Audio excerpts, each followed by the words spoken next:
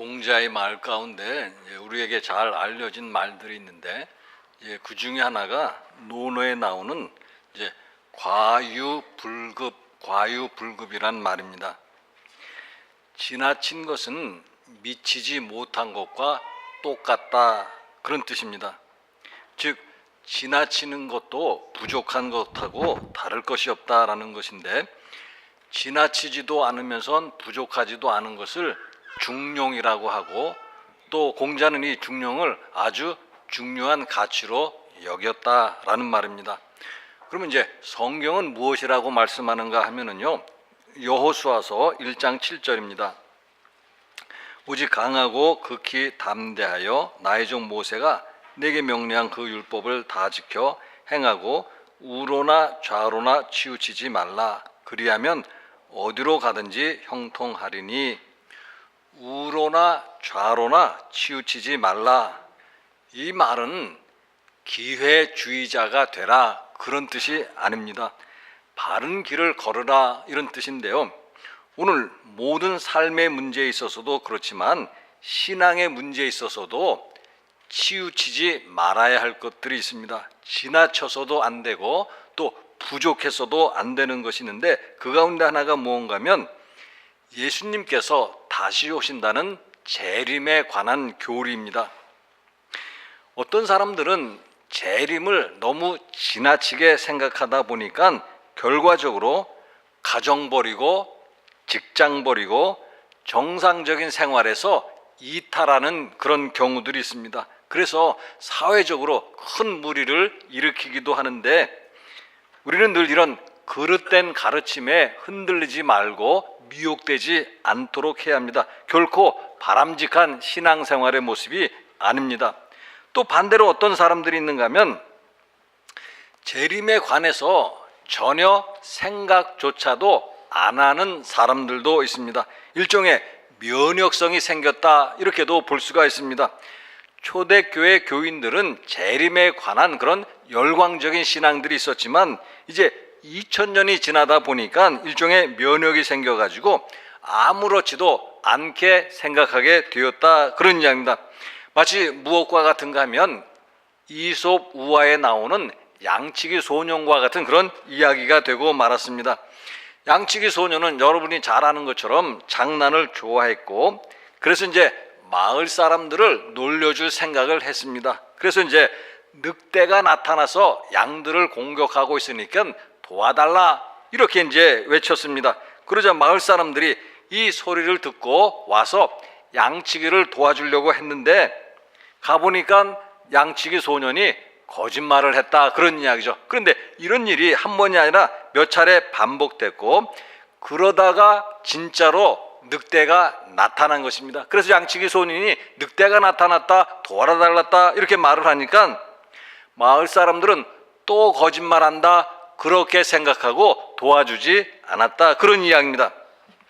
오늘 말씀은, 복음서 말씀은 바로 후자에 속한 사람들에게 예수님께서 주시는 말씀입니다. 38절 보시면은요, 홍수전에 노아가 방주에 들어가던 날까지 사람들이 먹고 마시고 장가들고 시집가고 있으면서, 노아의 때 세상은 죄악으로 가득 차 있었습니다. 하나님께서 홍수로 심판하실 것을 말씀하셨습니다. 그래서 노아는 방주를 만들면서 홍수가 올 것을 대비했지만, 대다수의 사람들은 홍수가 올 것을 전혀 생각도 안 했고 방주를 만들지도 않았습니다. 되풀이되는 경고에도 불구하고 당시 대부분의 사람들은 그냥 먹고 마시고 장가들고 시집가는 일에만 몰두했다라는 것입니다. 그래서 마침내 홍수가 났고, 그래서 방주를 준비한 노아와 그 가족과 생물들은 살아남았지만, 방주를 준비하지 못한 다른 사람들은 모두 홍수로 인해서 다 죽고 말았다.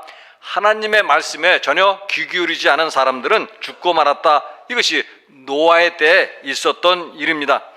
물론 먹고 마시고 장가가고 시집가는 일 그 자체가 도덕적으로 비난받을 일이라고 그렇게 예수님이 말씀하는 것은 아닙니다.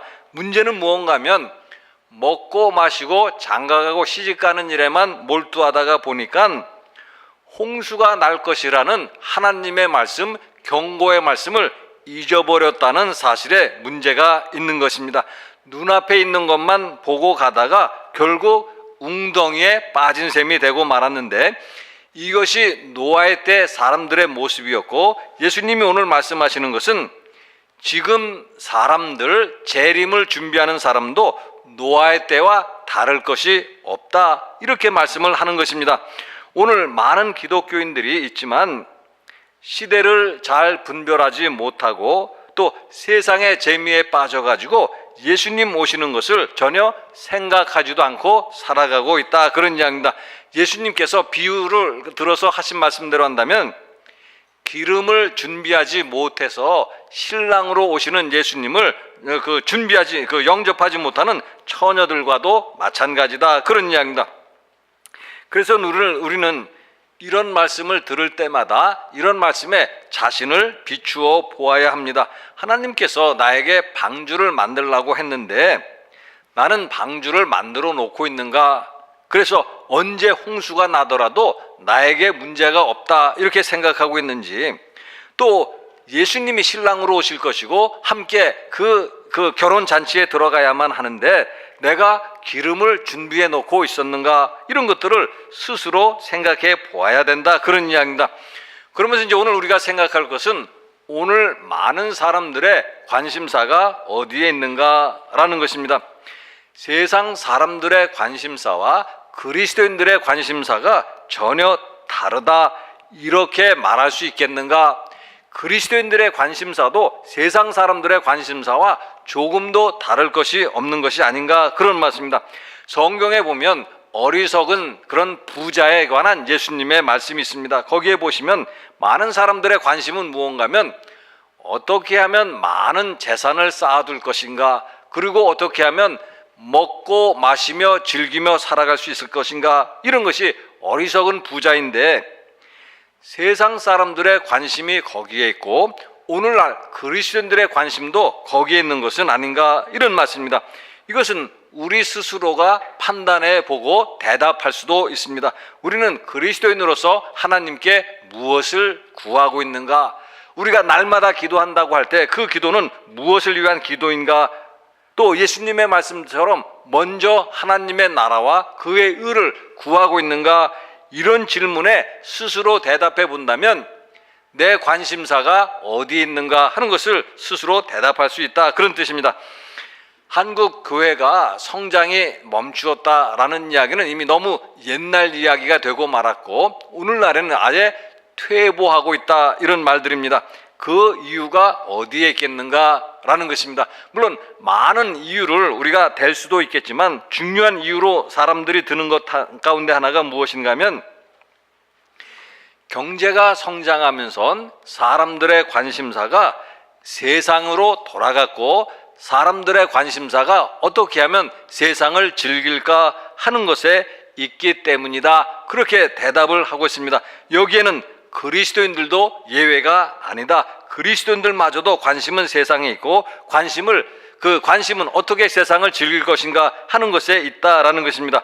그러면 그 증거를 우리가 무엇으로 생각할 수 있을까라는 것인데 히브리서 10장 25절 한번 같이 읽어보겠습니다. 모이기를 패하는 어떤 사람들의 습관과 같이 하지 말고 오직 권하여 그날의 가까움을 볼수록 더욱 그리하자. 이 공동 번역으로 제가 읽어드리면 이렇습니다. 그리고 어떤 사람들처럼 같이 모이는 일을 패하지 하지 말고 서로 격려해서 자주 모입시다. 서로 격려해서 자주 모입시다. 그런데 지금은 그리스도인들이 모이지를 않는다라는 것이죠. 예배를 드리기 위해서도 모이지 않고 또 성도들 간에 서로 교제하기 위해서도 모이지 않고 어떤 봉사할 일이 있다라고 할지라도 봉사하기 위해서도 모이지 않는다라는 것입니다. 왜 모이지 않을까라는 것인데요. 하나님의 나라와 하나님의 일에 대한 관심이 없고 오직 관심은 세상 일과 세상을 즐기는 것에 있기 때문이다, 그렇게 대답할 수가 있습니다. 그런데 문제는 무엇인가 하면 그러다가 홍수가 나면 우리가 어떻게 하겠는가? 그러다가 신랑이신 예수님이 오시면 우리는 어떻게 맞이할 것인가 하는 것입니다. 오늘 40절과 41절에 보시면은요, 그때 두 사람이 밭에 있음에 한 사람은 데려가고 한 사람은 버려둠을 당할 것이요, 두 여자가 맷돌질을 하고 있음에 한 사람은 데려가고 한 사람은 버려둠을 당할 것이니라. 예수님께서 반복해서 하시는 말씀이 있습니다. 그게 뭔가 하면 한 사람은 데려가고 한 사람은 버려둠을 당할 것이다. 두 사람이 똑같이 밭에 있고 두 사람이 똑같이 맷돌질을 하는데, 그런데도 한 사람은 데려가고 한 사람은 버려둘 것이다 라는 것입니다. 이 말씀을 들으면 우리가 무슨 말씀이 이제 연상되는가 하면 예수님께서 말씀하신 곡식과 가라지에 관한 말씀입니다. 마태복음 10장 30절 같이 읽어보겠습니다. 둘 다 추수 때까지 함께 자라게 두라. 추수 때 내가 추수꾼들에게 말하기를 가라지는 먼저 거두어 불사르게 단으로 묶고 곡식은 모아 내 곡간에 넣으라 하리라. 처음에는 곡식인지 가라지인지 구분이 안 되는 것입니다. 그러나 때가 되면 곡식과 가라지가 분명하게 드러날 것이다. 그러면 곡식은 거두어서 곡간에 쌓아두지만 가라지는 거두어서 불태워 버릴 것이라는 말씀입니다. 똑같이 맷돌질을 하고 있지만 한 사람은 데려가고 한 사람은 버려둠을 당할 것이다 라는 말씀입니다. 그래서 어떻게 보면 기분이 나쁜 질문일 수 있지만 여러분 스스로가 질문해 보아야 합니다. 예수님이 오신다면 나를 데려갈 것인가? 아니면 나는 내버려 두고 가실 것인가? 예수님이 오신다면 나를 곡식으로 거둘 것인가? 아니면 나를 가라지로 거둘 것인가? 밭에 있다가 버려둠을 당하지 아니하고 맷돌질을 하다가 버려둠을 당하지 않으려고 한다면 우리는 어떻게 해야 할 것인가? 42절 말씀도 한번 같이 읽어보겠습니다. 그러므로 깨어있으라. 어느 날에 너희 주가 임을는지 너희가 알지 못함이니라. 우리가 깨어 있어야 합니다. 도둑이 언제 올지 알았다면 누구나 충분히 경계하고 미리 방비책을 세울 것입니다. 그러나 도둑이 언제 올지 모르기 때문에 우리는 방심해서 안 되고 또 잠을 자고 있어서도 안 된다는 말씀입니다. 깨어 있어야 된다. 마치 파수꾼이 깨어 있듯이 그렇게 깨어 있어야만 한다는 말씀입니다. 파수꾼은 다른 병사들은 잠을 잘지라도 파수꾼은 깨어 있어야만 합니다. 세상 사람들은 지금 잠들어 있다고 볼 수가 있습니다. 도둑이 있는지도 모르고 도둑이 오는지도 모릅니다. 누가 도둑인지도 세상 사람들은 모릅니다.